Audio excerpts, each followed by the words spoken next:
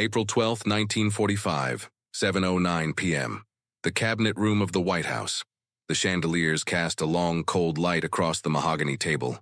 Harry S. Truman stood with his right hand raised, a Bible resting beneath his left. Chief Justice Harlan Fiske Stone administered the oath of office in a grim, rushed murmur.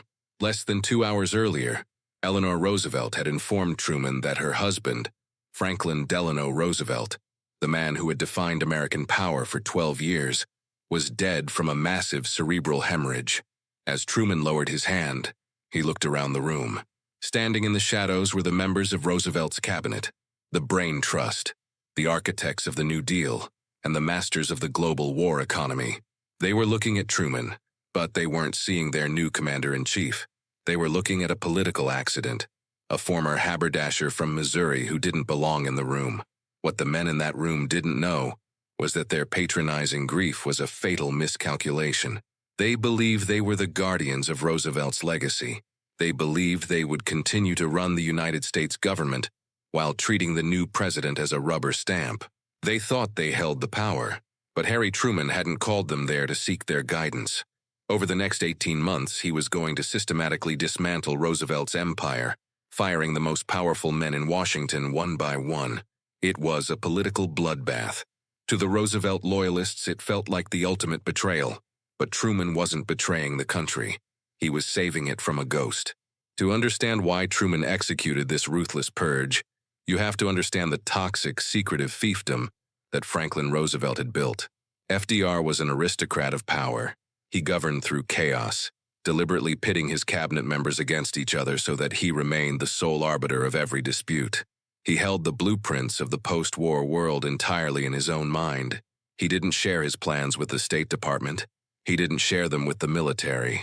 And he certainly didn't share them with his vice president. During his 82 days as vice president, Truman had met privately with Roosevelt exactly twice. He was kept completely in the dark. He did not know about the Yalta agreements with Joseph Stalin. He did not know about the secret agreements to divide Europe. Most terrifyingly, he did not know about the Manhattan Project. It wasn't until after he was sworn in that Secretary of War Henry Stimson pulled him aside to explain that the United States possessed a weapon capable of destroying human civilization. Truman inherited the most destructive war in history, completely blind, and the men who were supposed to be his guides, Roosevelt's inner circle, were actively trying to keep him that way. The core flaw of the Roosevelt cabinet was their religious devotion to a geopolitical strategy that was already dead. Roosevelt believed in the Grand Alliance. He believed that his personal charm had won over Joseph Stalin. He believed that if the United States treated the Soviet Union with trust and endless accommodation, Stalin would act like a gentleman in Eastern Europe. The men Roosevelt left behind, Secretary of the Treasury Henry Morgenthau, Secretary of State Edward Stettinius, Secretary of the Interior Harold Ickes, and Secretary of Commerce Henry Wallace, were disciples of this accommodation. They were operating on the assumption that the Soviet Union was a partner in peace. But Truman wasn't a patrician dreamer. He was an artillery captain who understood raw power, and he was reading the raw intelligence. The reports crossing the Resolute desk were apocalyptic. The Red Army wasn't liberating Eastern Europe, they were swallowing it. Stalin was actively arresting democratic leaders in Poland. He was installing communist puppet regimes in Romania and Bulgaria at gunpoint. He was turning the Soviet occupation zone in Germany into a fortress. Truman realized instantly that the Grand Alliance was a suicide pact. The Soviet Union was not a partner. It was a totalitarian predator preparing to devour the ruins of Europe. But every time Truman tried to pivot the government toward a harder line, he hit a brick wall.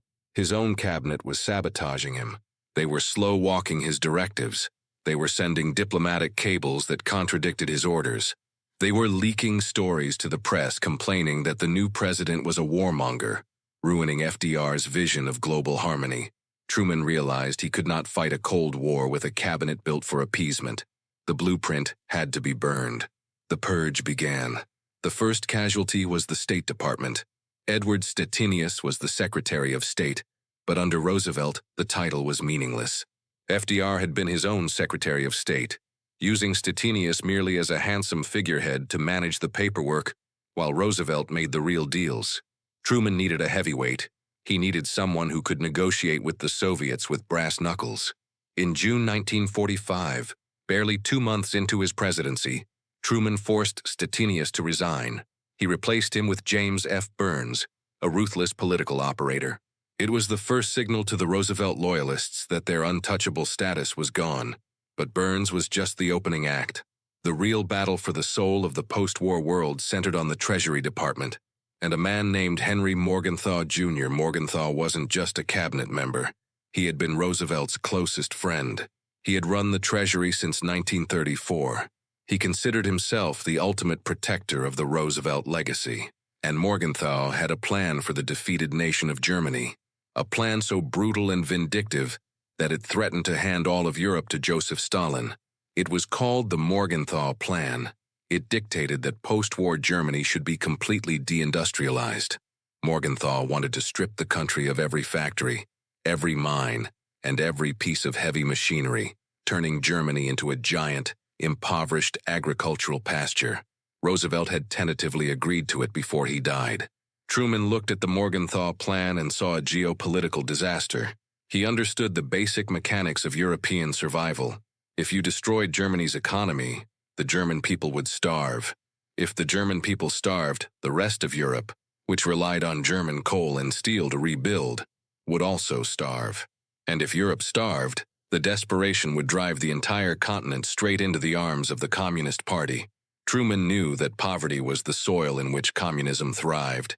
The Morgenthau Plan was essentially a Soviet recruitment drive paid for by the American taxpayer. In early July 1945, Truman was preparing to leave for the Potsdam Conference to meet Stalin face-to-face. Morgenthau marched into the Oval Office and demanded to be included in the delegation. He wanted to go to Germany to ensure his plan of destruction was implemented. He told Truman that his presence was essential to honor Roosevelt's wishes. Truman politely declined. Morgenthau, used to the endless indulgence of FDR, played his ultimate card. He issued an ultimatum to the President of the United States. He threatened to resign immediately if he wasn't allowed to go to Potsdam. He expected Truman to back down, beg him to stay, and validate his power. Truman looked at him coldly. He didn't hesitate.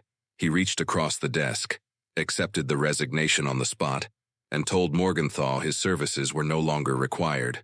Morgenthau was stunned. The architect of the American war economy, the closest confidant of FDR, was escorted out of the administration before the summer was over. Truman had amputated the most powerful civilian in Washington to save the German economy. By killing the Morgenthau Plan, Truman laid the groundwork for what would eventually become the Marshall Plan, ensuring that Western Germany would become an economic bulwark against the Soviet Union rather than a starving communist satellite. Then came Harold Ickes, the Secretary of the Interior. Ickes was a legendary infighter, a man who had served Roosevelt since 1933 and who viewed Truman with undisguised contempt. Ickes had a habit of throwing temper tantrums and submitting his resignation whenever he didn't get his way. Roosevelt had always coddled him, refusing to accept the resignations and soothing his ego. In February 1946, Ickes clashed with Truman over a political appointment.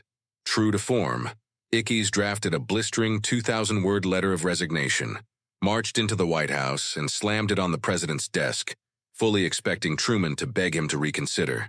Truman read the letter.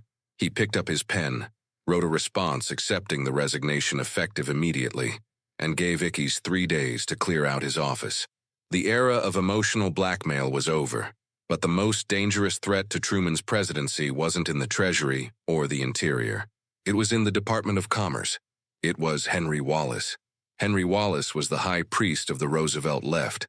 He had been FDR's vice president from 1941 to 1945, before party bosses forced him off the ticket and replaced him with Truman. Wallace was a man of intense, almost mystical idealism. He believed with absolute religious fervor that the United States and the Soviet Union could coexist in perfect harmony. Wallace didn't just disagree with Truman's hardening stance against Stalin. He viewed it as a moral crime. While Truman was receiving classified briefings about Soviet espionage rings operating inside the United States, Wallace was publicly arguing that the U.S. should share its atomic bomb secrets with Moscow to build trust. For over a year, Truman tolerated Wallace because firing him would enrage the liberal wing of the Democratic Party. But Wallace mistook Truman's patience for weakness. He began operating as a shadow Secretary of State. He wrote letters to foreign leaders. He leaked memos to the press. He acted as if the presidency had been stolen from him, and he was determined to correct the error by destroying Truman's foreign policy from the inside. The breaking point came on September 12, 1946. The situation in Europe was on a knife's edge. Truman's Secretary of State was in Paris, engaged in tense, high-stakes negotiations with the Soviets over the future of the continent. The administration was trying to present a unified, impenetrable wall of American resolve. That night, Henry Wallace walked onto the stage at Madison Square Garden in New York City. Facing a massive crowd of left-wing supporters, the sitting Secretary of Commerce delivered a speech that effectively declared war on his own government. He told the crowd that the United States had no business interfering in Eastern Europe. He stated that the "get tough with Russia" policy was a path to World War III. He blamed American imperialism, not Soviet aggression, for the rising tensions. He gave the Soviet propaganda machine the greatest gift it could ask for: a former American vice president confirming every lie Stalin was telling about American aggression. The international backlash was instantaneous. European allies panicked, wondering who was actually running the United States. The Secretary of State sent an encrypted cable from Paris threatening to resign immediately if the president didn't put a stop to this insubordination. Truman was furious. He realized that holding the Democratic Party together was no longer worth the cost of American credibility. On September 20th, he summoned Wallace to the White House. He didn't ask for a compromise. He didn't ask for an apology. He demanded his resignation. When the news broke, the political establishment went into shock. Truman's approval ratings plummeted. The left wing of the party accused him of murdering Roosevelt's dream of peace. They branded him a warmonger. But with the firing of Henry Wallace, the purge was finally complete. In less than 18 months, Truman had erased the ghosts of the Roosevelt administration. He had removed the Secretary of State who was too weak, the Treasury Secretary who was too vindictive, the Interior Secretary who was too arrogant, and the Commerce Secretary who was too naive. He had cleared the room of the men who thought they were his masters, and in the empty space they left behind, Truman built the architecture of the modern world. Freed from the sycophants of the past, Truman surrounded himself with cold, brilliant realists. He brought in George C. Marshall, the military genius who would design the economic resurrection of Europe. He brought in Dean Acheson, the intellectual powerhouse who would help forge NATO. He listened to George Kennan, the diplomat who articulated the doctrine of containment. These men didn't operate on sentimental attachments to the Grand Alliance. They operated on the ruthless calculus of the Cold War.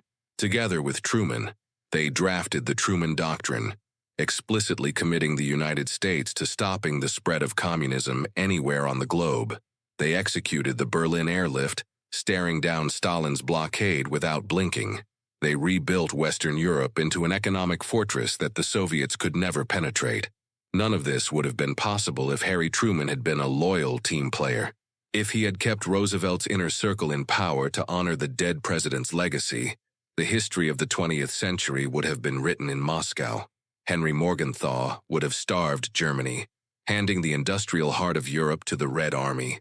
Henry Wallace would have handed over the secrets of the atomic bomb and pulled American troops back across the Atlantic.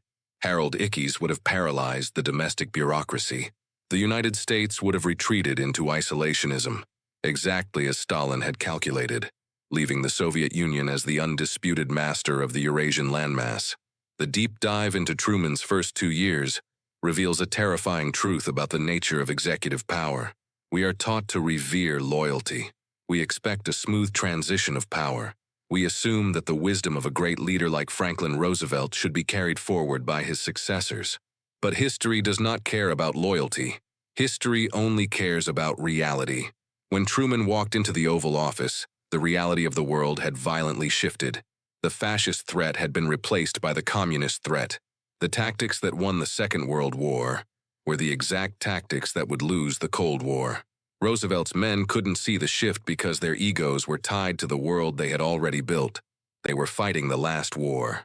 Truman saw the new war, and he understood that to win it, he had to commit an act of profound political violence.